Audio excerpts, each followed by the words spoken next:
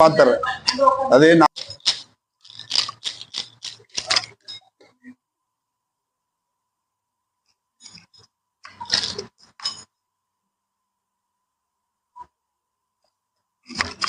நீங்க குலதெய்வம் கும்பிட்டு எவ்வளவு நாள் இருக்குமா? ஏன் கட்டிட்டு இருந்தா உங்க கோயில் வரக்கூடாதுன்னு சொன்னாங்களா?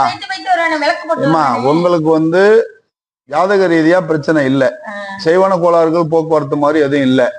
ஆனா குலதெய்வ குறை மொத்தமும் இருக்கு. நீ குலதெய்வத்தை எடுத்து கும்பிடவே இல்லைன்னு சொல்றாங்க. வாக்கு எவ்வளவு நாள் ஆச்சு? கிடா என்னாச்சு? வெட்டுனீங்களா? எங்க கிடா? இந்த மாதிரி ஒருத்த மட்டும்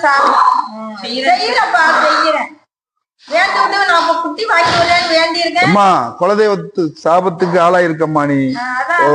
பில்லி சூனி ஏவல் எல்லாம் இல்ல, சச்சிரவமா இருக்கோ குலதெய்வம். நீ அதை போய் பார்க்கவே இல்ல, கையெடுத்து கும்பிடவே இல்ல, ஏமாத்துறீங்க, சீட்டிங் பண்றீங்க. அதெல்லாம் கிடையாது. அதுக்கு பேரு அதுதான். சாமிக்கு வேண்டி விட்டுட்டு கெடா விப்பீங்களா? நீங்க எப்படி செய்யலாம்? நீங்க எப்படி உங்க குடும்பம் நல்லா வைப்பேன்?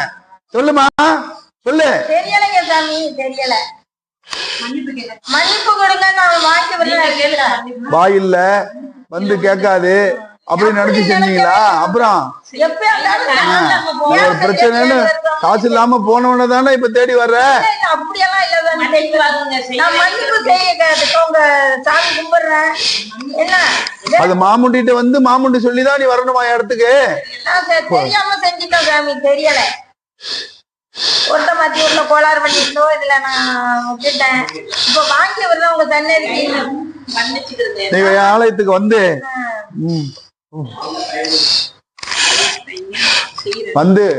வேண்டி விட்டுட்டு ஃபர்ஸ்ட் பொங்கல் வச்சு சாமி கும்பிட்டு வாங்க, நான் துணையா இருந்து எல்லாத்தையும் சரி பண்ணி தாரேன்.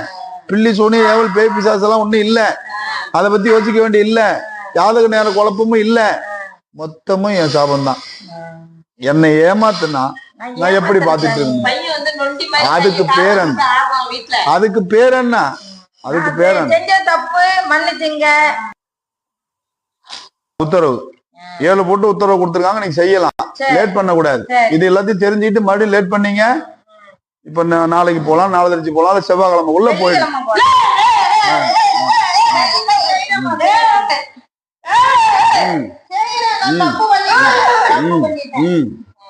அருவாடியா